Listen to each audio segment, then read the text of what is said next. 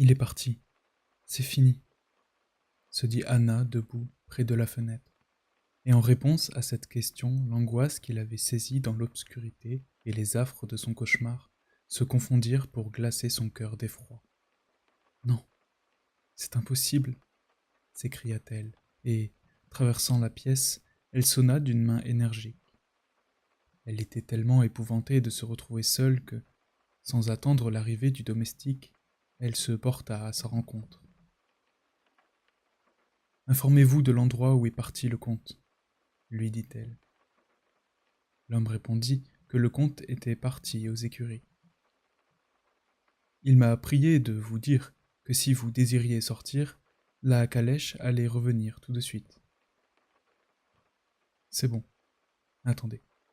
Je vais écrire un mot, vous enverrez Michel le porter aux écuries, le plus vite possible. Elle s'assit pour écrire. J'ai eu tort.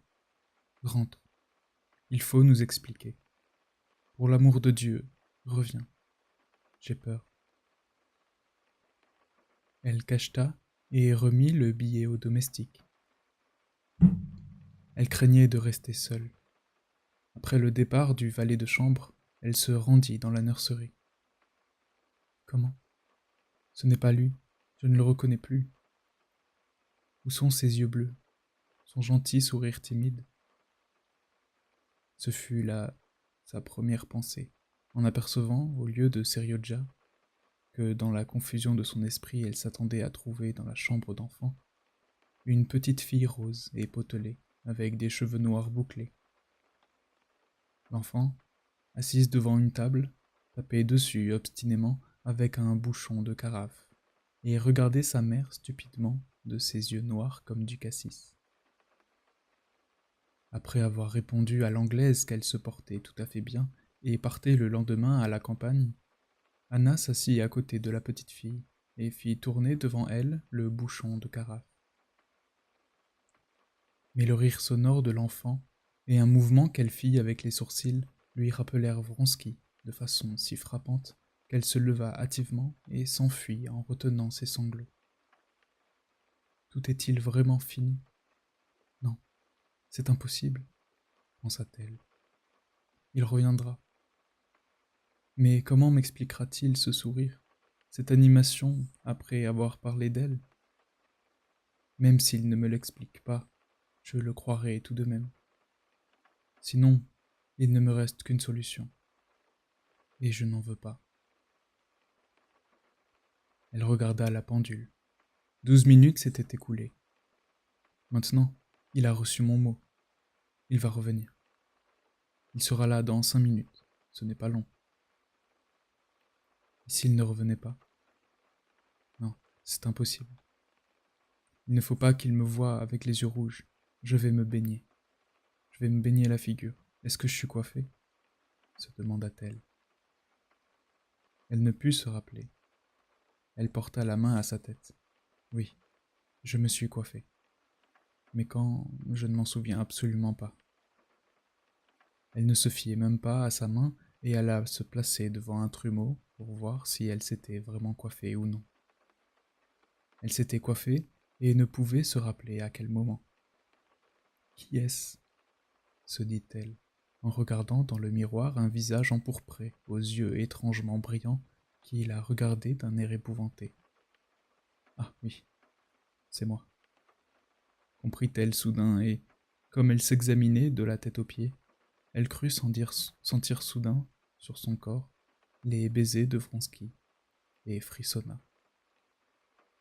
Ensuite, elle porta une de ses mains à ses lèvres et la baisa. Est-ce que je deviendrai folle? Et elle passa dans la chambre à coucher qu'Anouchka était en train de ranger. Anouchka, dit-elle, en se plantant devant la femme de chambre et en la regardant sans savoir ce qu'elle allait lui dire. Vous vouliez rendre visite à Daria Alexandrovna, lui dit la fille, qui semblait la comprendre. Ah oui, c'est vrai. Je vais y aller. Un quart d'heure pour aller, un quart d'heure pour revenir. Il est en route. Il va être là d'un instant à l'autre. Elle sortit sa montre et la regarda. Mais comment a-t-il pu partir et me laisser dans une pareille situation? Comment peut-il vivre sans s'être réconcilié avec moi? Elle s'approcha de la fenêtre et regarda dans la rue. Il aurait déjà dû être revenu. Peut-être qu'elle s'était trompée. Elle se remit à compter les minutes après son départ. Tandis qu'elle allait vérifier l'heure à la grande pendule, une voiture s'arrêta devant la porte. Elle jeta un coup d'œil par la fenêtre et aperçut la calèche de Vronsky. Mais personne ne montait l'escalier, et on entendait des voix en bas. C'était l'envoyé qui revenait dans la calèche. Elle se rendit au-devant de lui. Nous n'avons pas trouvé le comte. Il est parti par la gare de Nijni-Novgorod. Que me veux-tu? Qu'est-ce que... dit-elle à Michel, un garçon à l'air gai et aux joues rouges, qui lui rendait son billet. Ah oui, il ne l'a pas reçu, se rappela-t-elle. Rends-toi tout de suite avec ce billet au village de la comtesse Vronsky, tu sais, et rapporte-moi aussitôt la réponse, lui dit-elle. Et moi, que vais-je faire? Songea-t-elle. Oui, je vais aller chez Dolly, c'est vrai. Sinon je vais devenir folle. Mais je peux encore télégraphier. Elle rédigea une dépêche. J'ai absolument besoin de vous parler. Revenez aussitôt que possible. Après avoir envoyé son télégramme, elle alla s'habiller. Comme elle avait son chapeau sur la tête, elle jeta encore un coup d'œil sur la placide Anouchka, qui y prenait de l'embonpoint. La compassion se lisait dans ses petits yeux gris et affectueux. Anouchka, ma chère, que faut-il faire? Dit Anna en sanglotant, et elle se laissa tomber d'un air accablé dans un fauteuil. Pourquoi vous tourmentez tellement, Anna Arkadievna? Ce sont des choses qui arrivent. Sortez, cela vous distraira, dit la femme de chambre. Oui, c'est cela, dit Anna en se ressaisissant et en se levant. Si un télégramme arrive en mon absence, qu'on me le fasse suivre chez Daria Alexandrovna. Ou plutôt non, je serai bientôt de retour. Oui, il ne faut pas réfléchir, mais faire quelque chose, sortir. Surtout sortir de cette maison, se disait-elle, en écoutant avec terreur les battements effrayants de son cœur. Elle sortit précipitamment et monta en voiture. Où faut-il emmener madame? Demanda Pierre avant de s'asseoir sur son siège. Rue Znamenka, chez les Oblonsky. Chapitre 28.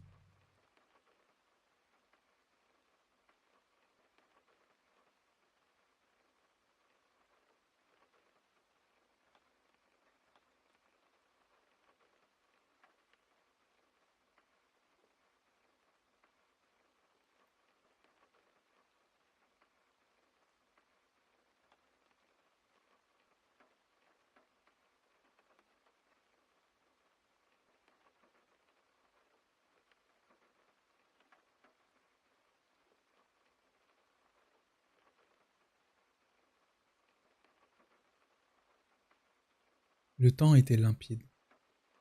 Une pluie fine et serrée était tombée toute la matinée et le ciel venait de s'éclaircir. Les toits, les dalles des trottoirs, les pavés de la chaussée, les roues, les cuirs et les cuivres des harnais, tout brillait d'une lueur vive sous le soleil de mai. Il était 3 heures, moment où la rue était le plus animée. Assise dans un coin de la calèche confortable, qui se balançait imperceptiblement sur ses souples ressorts au trot de ses 2 chevaux gris, Anna, dans le fracas des roues et au milieu des impressions qui se succédaient rapidement à l'air libre, passait en revue les événements des derniers jours. Elle vit sa situation sous un aspect tout différent. Maintenant, la pensée de la mort ne lui paraissait plus aussi affreuse et la mort elle-même ne lui semblait plus inévitable. Elle se reprochait son abaissement. Je l'ai supplié de me pardonner. Je me suis soumise. J'ai pris les torts sur moi. Pourquoi? Ne puis-je vivre sans lui? Et sans répondre à cette question, elle se mit à lire les enseignes. Magasin et entrepôt. Dentiste. Oui, je vais tout dire à Dolly. Elle n'aime pas Vronsky. Ce sera pénible, humiliant, mais je lui dirai tout. Elle a de l'affection pour moi, et je suivrai ses conseils. Je ne m'abaisserai plus devant lui. Ce n'est pas à lui de me faire la leçon. Philippov. Pain blanc. On dit qu'ils envoient la pâte à Pétersbourg. L'eau de Moscou est si bonne. Et les réservoirs et les crêpes de Mytichtchi. Elle se souvint que longtemps auparavant, alors qu'elle n'avait encore que 17 ans, elle s'était rendue avec sa tante au monastère de la Trinité-Sainte-Serge. Nous y sommes allés en voiture. Était-ce bien moi, avec des mains rouges? Que de choses qui me paraissent alors merveilleuses et inaccessibles me semblent maintenant insignifiantes. Ce sont les rêves de cette époque que je ne pourrai plus jamais retrouver. Aurais-je alors cru que j'accepterais une pareille humiliation? Comme il va être fier et satisfait lorsqu'il recevra mon mot. Et je lui ferai sentir que cette peinture sent mauvais. À quoi bon toujours peindre, toujours bâtir? Mode et chiffon, lut-elle. Un homme la salua. C'était le mari d'Anouchka. Nos parasites, comme dit Vronsky. Les nôtres? Pourquoi les nôtres? C'est horrible qu'on ne puisse arracher le passé avec ses racines. Si on ne peut l'arracher, on peut du moins faire semblant de l'avoir oublié. C'est ce que je vais faire. Là-dessus, elle se rappela son passé avec Alexis Alexandrovitch qu'elle avait si bien effacé de sa mémoire. Dolly va penser que j'abandonne mon second mari et que je suis par conséquent dans mon tort. Mais je ne désire pas non plus être dans mon droit, fit-elle, et elle eut envie de pleurer. Mais aussitôt elle se demanda pourquoi ces deux jeunes filles parlaient en souriant. De l'amour, sans doute. Elles ignorent combien c'est triste et dégradant. Le boulevard. Des enfants. 3 petits garçons qui jouent aux chevaux. Seriodja. Je perds tout, et tu ne me seras même pas rendu. Oui, tout est perdu s'il ne revient pas. Peut-être qu'il a manqué le train et qu'il est maintenant à la maison. Tu cherches encore à t'humilier, se dit-elle à elle-même. Oui, une fois chez Dolly, je lui dirai tout de suite. Je suis malheureuse, c'est ma faute. Je l'ai mérité, mais je souffre, et il faut que tu viennes à mon secours. Ces chevaux, cette calèche, tout cela est à lui. Je me dégoûte dans cette voiture. Mais bientôt, je ne les verrai plus. Tout en montant l'escalier, Anna préparait ses phrases, envenimait sciemment ses blessures. Et envenimait sciemment ses blessures. Y a-t-il quelqu'un?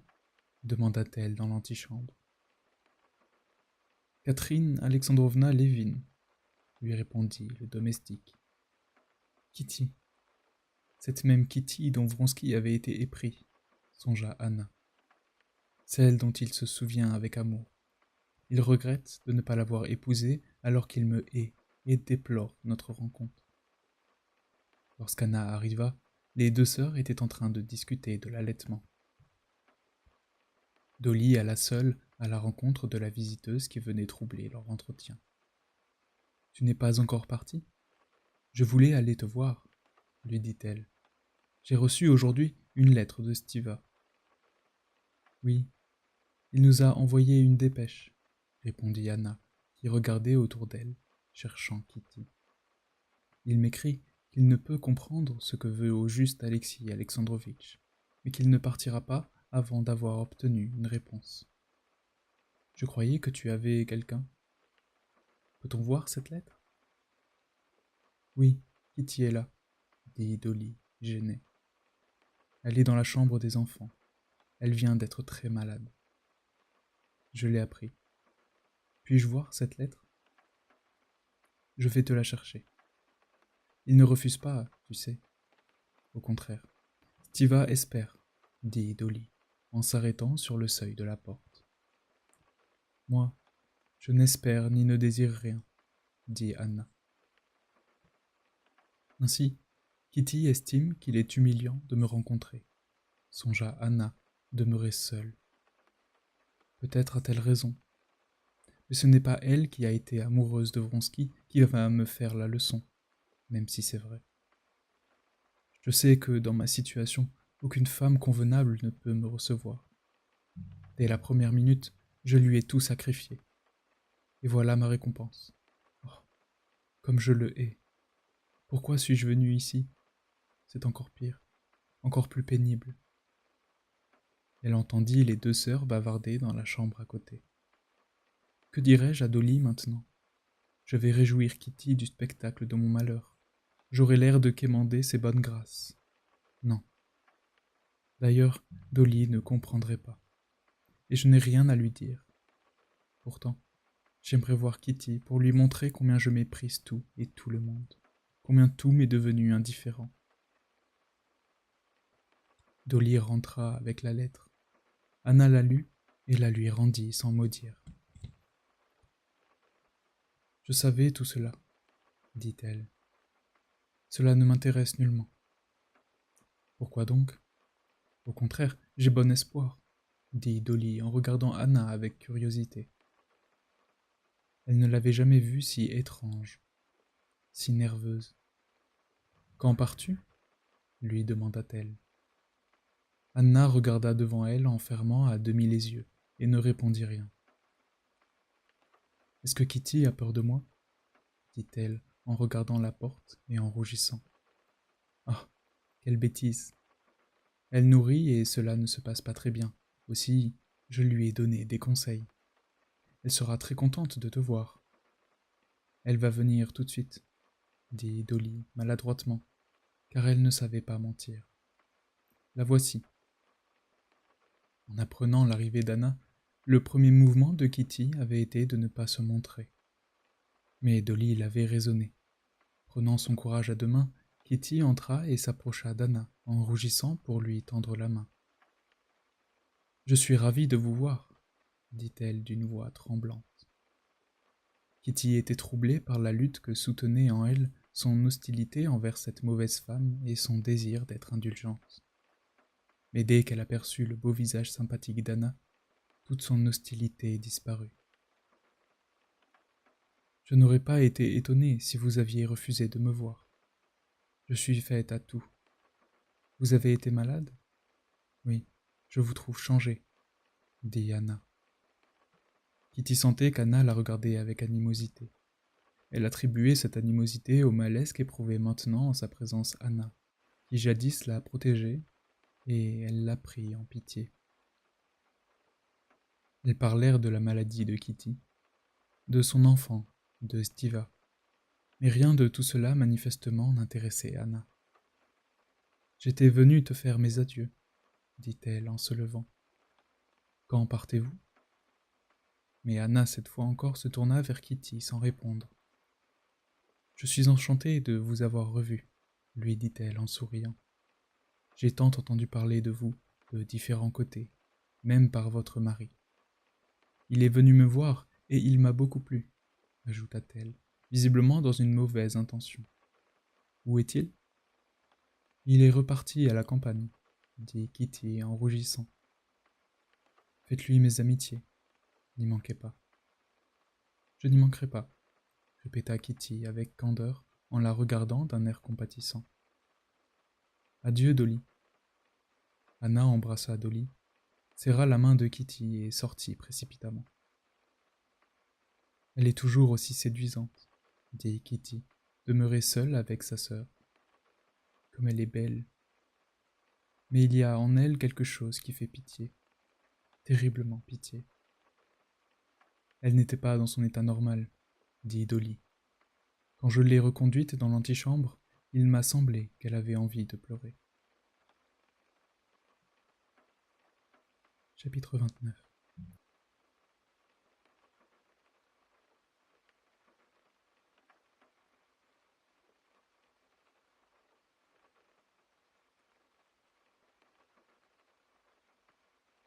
Lorsqu'Anna remonta en voiture, elle était encore plus malheureuse qu'en sortant de chez elle. À ses souffrances se joignait maintenant le sentiment de déchéance et d'abandon qui l'avait saisie de façon si aiguë en présence de Kitty. « Madame rentre-t-elle » demanda Pierre. « Oui, » dit-elle, ne songeant même plus au lieu où elle se rendait. Elles m'ont contemplé ainsi qu'on contemple quelque chose d'affreux, d'incompréhensible et de bizarre. Que peut-il raconter à d'autres avec tant de chaleur, songea-t-elle en regardant de passant. Je voulais m'épancher dans le sein de Dolly. Heureusement que je ne l'ai pas fait, comme elle se serait réjouie de mon malheur. Elle n'en aurait rien laissé paraître, mais son sentiment dominant aurait été la joie de me voir expier ses plaisirs qu'elle m'enviait. Et Kitty aurait été encore plus contente. Je lis dans ses pensées. Elle sait que j'ai été plus aimable qu'il ne convenait avec son mari. Elle est jalouse de moi et me hait. Et elle me méprise par-dessus le marché. À ses yeux, je suis une femme de mauvaise mœurs. Si je l'avais été, j'aurais pu rendre son mari amoureux de moi, si je l'avais voulu. J'y ai songé d'ailleurs. En voilà un qui est content de lui, se dit-elle, comme sa voiture croisait celle d'un gros monsieur au teint coloré qui, croyant la reconnaître, souleva son haut de forme à reflets au-dessus d'un crâne chauve et luisant, et ne s'aperçut qu'après, il s'était trompé. Il a cru qu'il me connaissait, et il me connaît aussi peu que quiconque sur cette terre. Moi-même, je ne me connais pas. Je connais mes appétits, comme disent les Français. Ces gamins convoitent cette mauvaise glace. De cela, au moins, ils sont sûrs, décida-t-elle, en voyant deux petits garçons qui avaient arrêté un marchand de glace. Celui-ci avait déposé son seau à terre et essuyé son visage en sueur avec le coin d'un torchon. Tous, nous désirons ces sucreries, des douceurs. Quand nous n'avons pas de bonbons, nous nous rabattons sur des mauvaises glaces. C'est comme Kitty. À défaut de Vronsky, elle s'est contentée de Lévin. Et elle m'envie. Elle me déteste. Nous nous haïssons tous les uns les autres. Moi, je déteste Kitty. Et Kitty me déteste. C'est la vérité. Tutkin. Coiffeur. Je me fais coiffer par Tutkin. Je lui rapporterai cela quand il reviendra, se dit-elle, et elle sourit. Mais au même instant, elle se rappela qu'elle n'avait plus personne à faire rire. D'ailleurs, il n'y a là rien de comique. Tout est abject. On sonne les vêpres, comme ce marchand se signe avec précaution. On dirait qu'il a peur de laisser tomber quelque chose. Pourquoi ces églises, ces cloches et ce mensonge? Uniquement pour cacher que nous nous haïssons tous les uns les autres, comme ces cochers de fiacre qui s'injurient. Yashvin a dit « Mon partenaire serait heureux de m'ôter jusqu'à ma chemise, et moi je fais de même. » Comme c'est vrai. Tout à ces pensées qu'il avait si bien distraites qu'elle ne songeait même plus à sa situation, elle s'arrêta devant sa maison. Ce fut seulement en voyant le Suisse sortir à sa rencontre qu'elle se souvint d'avoir envoyé un billet et une dépêche. « Y a-t-il une réponse » demanda-t-elle. « Je vais voir » répondit le Suisse après avoir jeté un coup d'œil dans l'antichambre. Il prit sur la table la fine enveloppe carrée d'un télégramme et la lui rapporta. Elle lut « Je ne peux rentrer avant 10 heures. Vronsky. » L'envoyé n'est pas encore revenu ? Non, répondit le Suisse. S'il en est ainsi, je sais ce qui me reste à faire, se dit-elle, et, sentant s'élever en elle un désir confus de vengeance, elle monta l'escalier rapidement. Je vais moi-même aller le trouver. Avant de partir pour toujours, je lui dirai tout. Jamais je n'ai haï personne autant que cet homme, songea-t-elle. En apercevant le chapeau de Vronsky, accroché au porte-manteau, elle frissonna de dégoût. Elle ne réfléchit pas que ce télégramme était une réponse au sien et qu'il n'avait pas encore reçu son mot. Elle l'imaginait causant tranquillement avec sa mère et avec mademoiselle Sorokin, et se délectant des souffrances qu'elle endurait. Oui, il faut partir au plus vite, se dit-elle, ne sachant encore où aller. Elle voulait échapper aux sentiments qui l'envahissaient dans cette horrible maison. Les domestiques, les murs, les objets de cette demeure, tout éveillait en elle de la répulsion et de la haine, et l'écrasait. Je vais aller à la gare. Si je ne les trouve pas, j'irai là-bas et je prendrai sur le fait. Elle consulta dans le journal l'horaire des trains. Il y en avait un qui partait à 8h02. J'arriverai à temps. Elle ordonna d'atteler des chevaux frais et remplit son petit sac de voyage des objets indispensables pour une absence de plusieurs jours. Elle savait qu'elle ne reviendrait plus. Elle avait également décidé, c'était un des nombreux plans qui s'étaient présentés à son esprit, qu'après ce qui allait se produire à la gare ou chez la comtesse, elle irait prendre un train dans la direction de Ninji et descendrait à la première station. Le dîner était servi. Elle se rendit dans la salle à manger, mais l'odeur du pain et du fromage lui fit horreur. Elle ordonna d'avancer la calèche et descendit. La maison projetait déjà son ombre sur toute la largeur de la rue. La soirée était claire. Le soleil chauffait encore. Anouchka, qui lui descendit son sac, Pierre, qui le posa dans la calèche, le cocher, visiblement mécontent, tous lui étaient odieux. Leurs gestes et leurs paroles l'exaspéraient. « Je n'ai pas besoin de toi, Pierre. Qui vous prendra votre billet ? Bon, si tu veux, cela m'est égal, dit-elle avec humeur. Pierre grimpa sur le siège, campa ses poings sur ses hanches et dit au cocher de se rendre à la gare. Chapitre 30.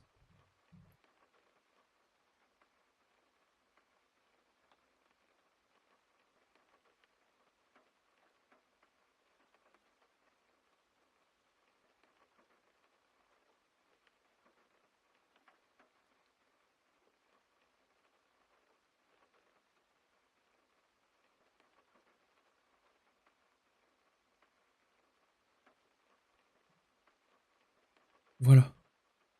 De nouveau, je comprends tout, se dit Anna, dès que la calèche se fut ébranlée en faisant résonner sous ses roues le pavé inégal. Les impressions recommençaient à se succéder dans sa tête.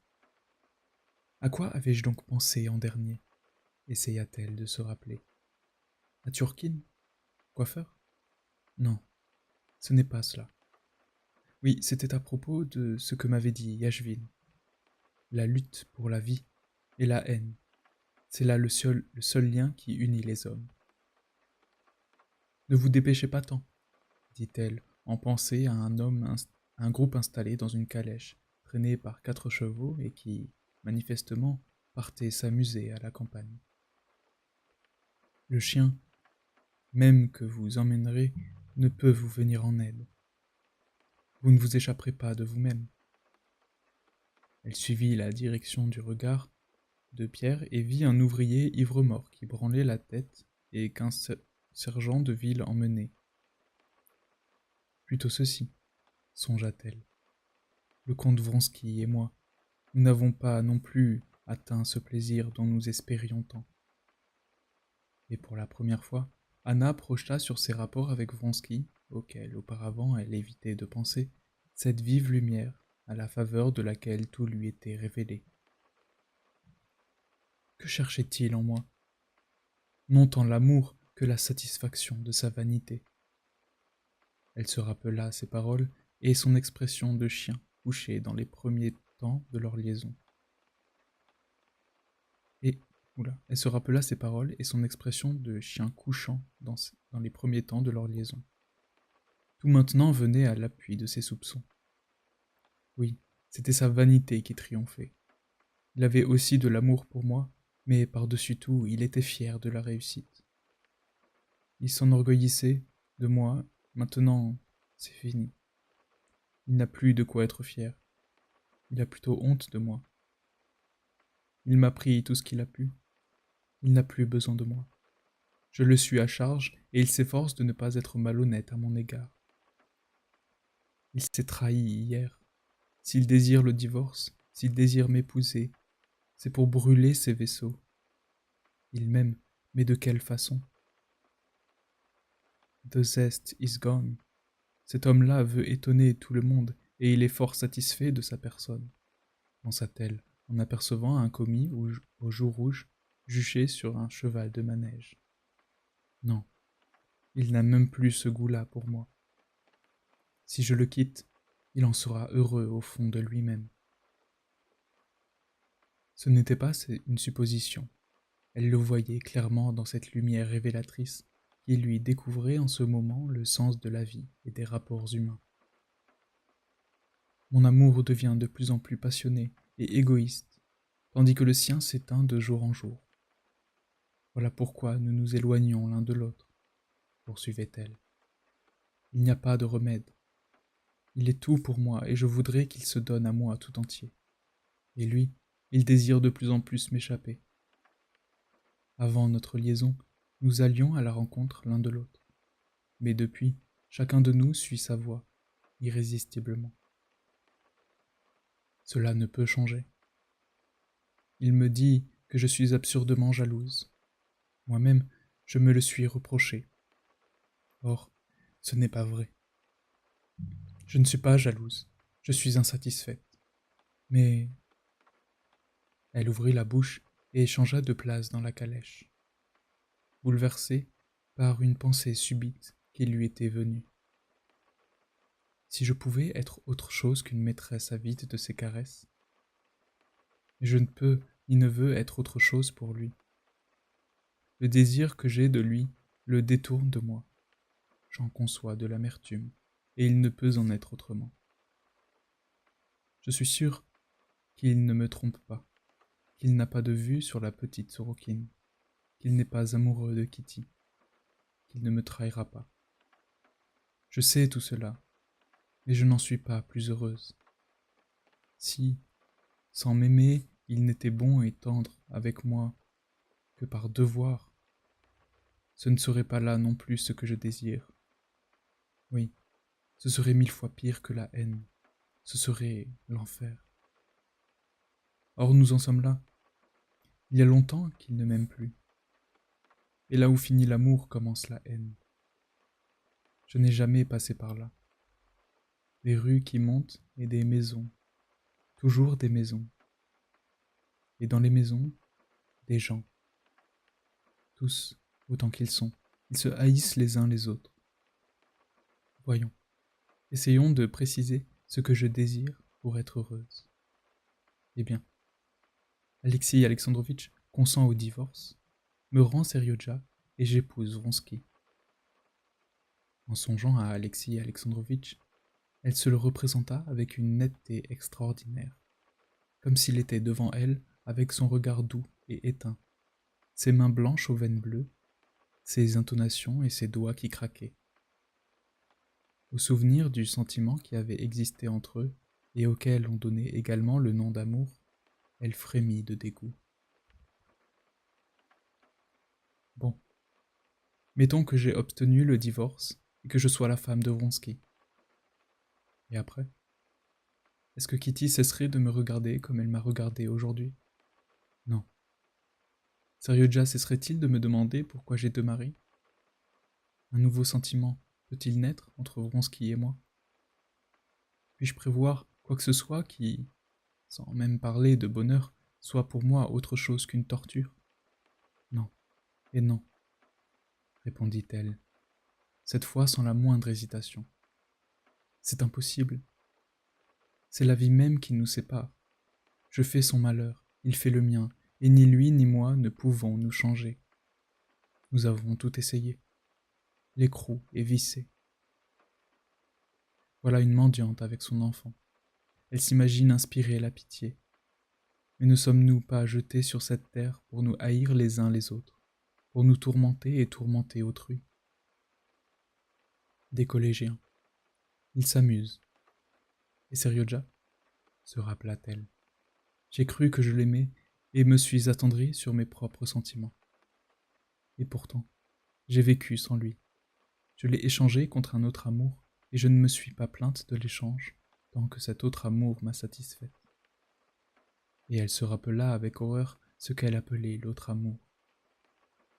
La clarté qui inondait maintenant sa vie et celle de tous les hommes la comblait de joie. Nous en sommes maintenant tous là. Moi, Pierre, le cocher, Fédor, ce marchand là-bas et tous les gens qui habitent les rives de la Volga que ces affiches nous recommandent de visiter. Partout et toujours, songeait-elle, alors qu'elle approchait déjà du bâtiment bas de la gare de Nijni Novgorod. Les porteurs se précipitèrent à leur rencontre.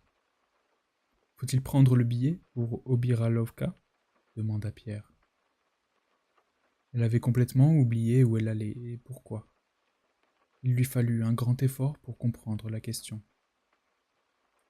« Oui, » lui dit-elle, en lui tendant son porte-monnaie et, prenant à la main son petit sac rouge, elle descendit de voiture. Comme elle se dirigeait à travers la foule vers la salle d'attente de première classe, tous les détails de sa position lui revinrent en mémoire, ainsi que les divers partis entre lesquels elle hésitait. L'espoir et le désespoir vinrent alternativement raviver les plaies de son cœur harassé et douloureux qui battaient à se rompre. Assise sur un divan en forme d'étoile, en attendant le train, elle regardait avec dégoût ceux qui entraient et qui sortaient. Tous lui semblaient odieux.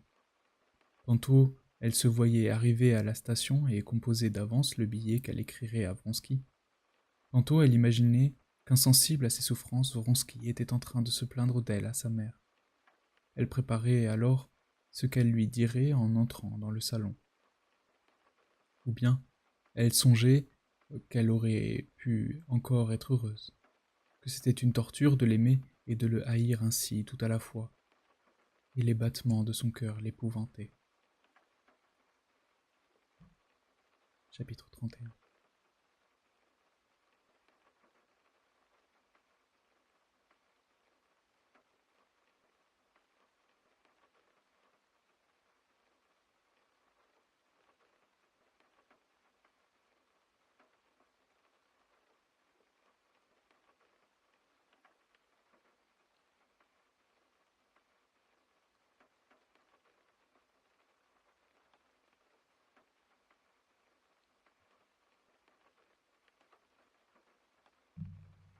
Un son de cloche retentit. Des jeunes gens disgracieux à l'air effronté, à la fois pressés et attentifs à l'impression qu'ils produisaient, passaient devant Anna. Pierre traversa la salle d'attente, engoncé dans sa livrée et ses guêtres, et s'approcha d'elle avec son visage d'animal stupide, afin de la conduire à son wagon. Les jeunes gens qui parlaient à haute voix firent silence lorsqu'elle passa à côté d'eux sur le quai, et l'un d'eux fit à son voisin une remarque indécente à son sujet.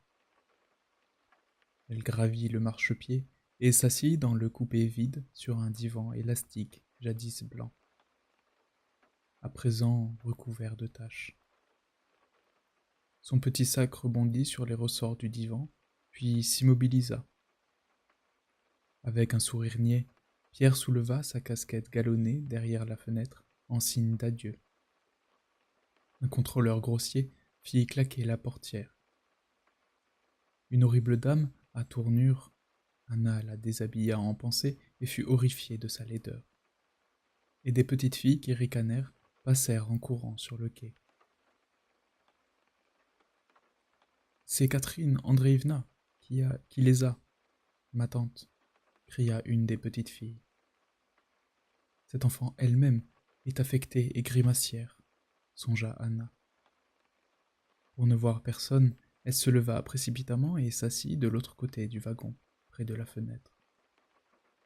Un affreux petit moujik sale, coiffé d'une casquette d'où s'échappaient ses cheveux emmêlés, passa devant cette fenêtre en se penchant vers les routes du wagon.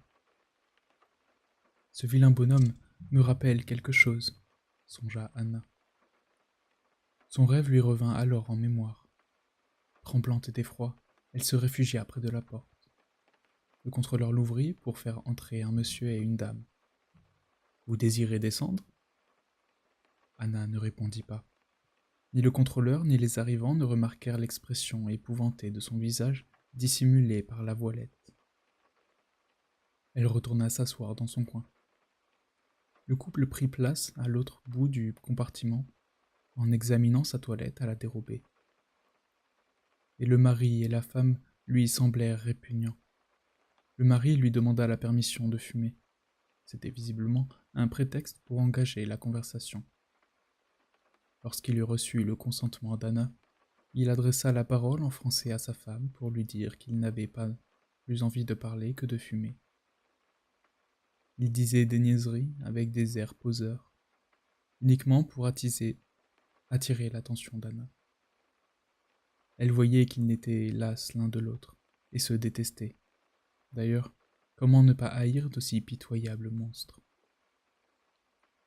Au second son de cloche, succéda un vacarme fait de cris et de rires, auquel se mêlait le bruit des bagages qu'on transportait. Anna était tellement convaincue que personne n'avait lieu de se réjouir, que ces rires l'exaspérèrent jusqu'à la souffrance. Elle eut envie de se boucher les oreilles pour ne pas les entendre. Enfin, la cloche tinta pour la 3e fois. On entendit un coup de sifflet, puis le cri plaintif de la locomotive. Le train s'ébranla et le mari fit un signe de croix. Ce serait intéressant de lui demander quel sens il attribue à ce geste, se dit Anna en lui lançant un coup d'œil hostile. Elle regarda par la fenêtre. Par-dessus la tête de la dame, les gens qui étaient venus accompagner les voyageurs et qui semblaient maintenant reculer, plantés sur le quai. Ébranlé en cadence à chaque point de jonction des rails, le wagon où se trouvait Anna laissa derrière lui le quai, un mur de briques, un disque, puis d'autres wagons.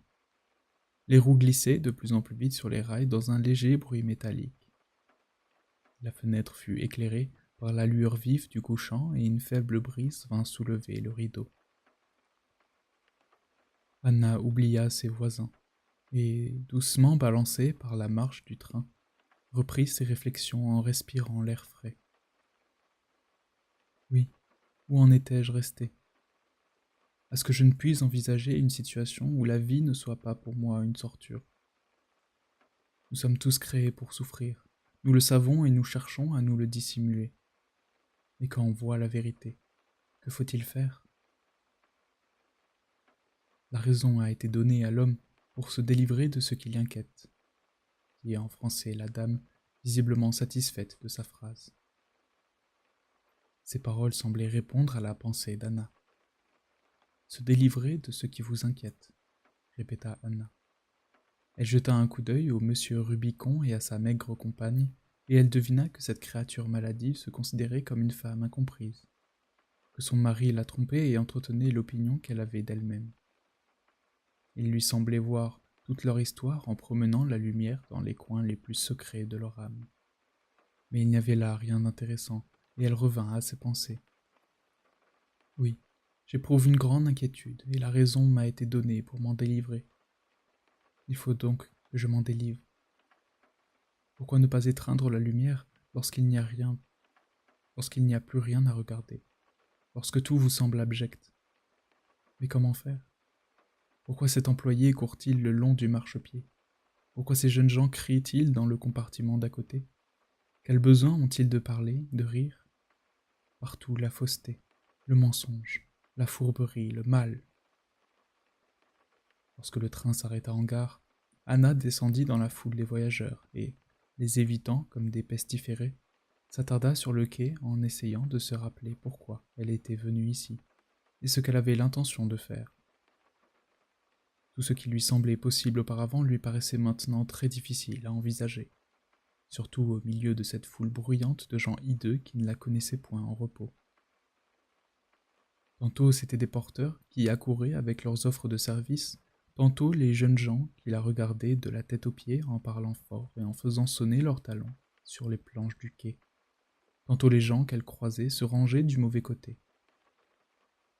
Se rappelant qu'elle voulait aller plus loin s'il n'y avait pas de réponse, elle arrêta un des porteurs et lui demanda s'il n'avait pas vu un cocher qui portait une lettre au comte Vronsky. Le comte Vronsky? On est venu tout à l'heure de chez lui pour prendre la princesse Sorokine et sa fille. Comment est-il, ce cocher?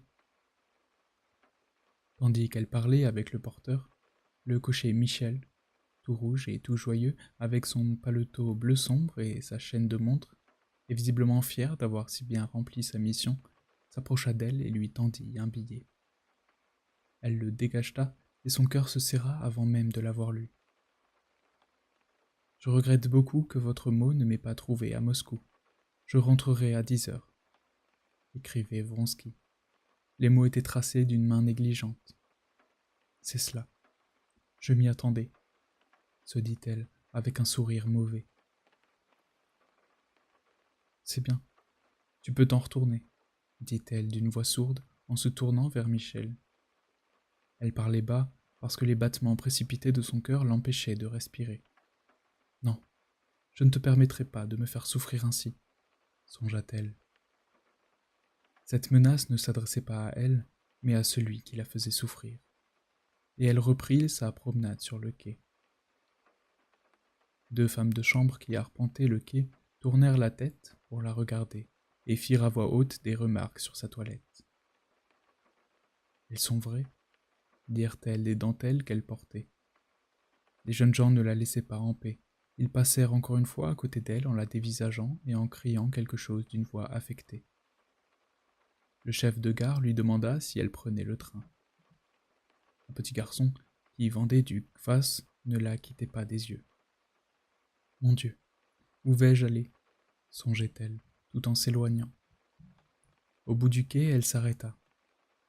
Des dames et des enfants qui étaient venus chercher un monsieur à lunettes et qui riaient et parlaient bruyamment se turent en la regardant lorsqu'elle arriva à leur hauteur. Elle pressa le pas, s'écarta de leur groupe et vint se placer au bord du quai. Un train de marchandises approchait. Le quai fut ébranlé et elle se crut de nouveau dans le train en marche. Soudain, elle se souvint de l'homme écrasé le jour où elle avait rencontré Vronsky pour la première fois et comprit ce qui lui restait à faire. Elle descendit d'un pas léger et rapide les marches de l'escalier qui menait de la pompe à la voie et s'arrêta à côté du train qui entrait en gare. Il la frôlait presque. Elle examinait le bas des wagons, les écrous, les chaînes et les hauts trous de fonte de la première voiture qui avançait lentement.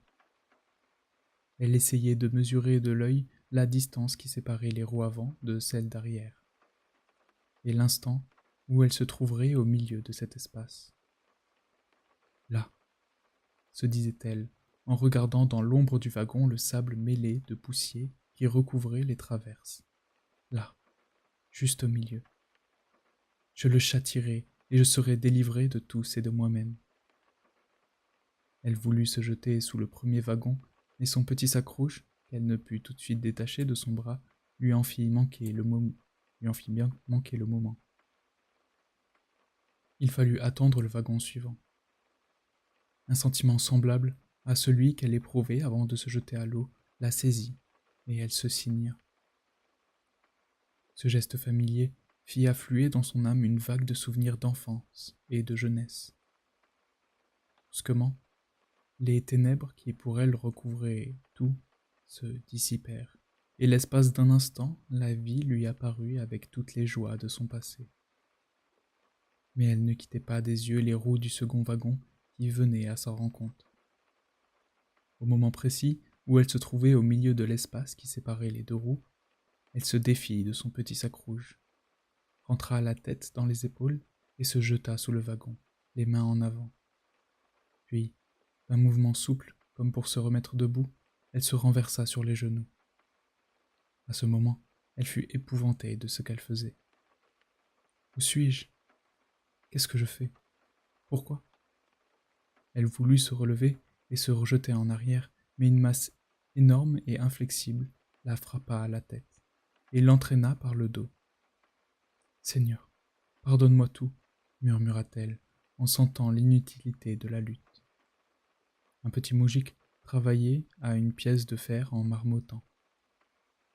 Et la lumière qui, pour elle, avait éclairé le livre de la vie et ses angoisses, ses trahisons et ses tourments brilla d'un éclat plus vif en projetant une lueur sur tout ce qui, jusqu'alors, était resté dans l'ombre. Puis, elle vacilla, pâlit et s'éteignit pour toujours.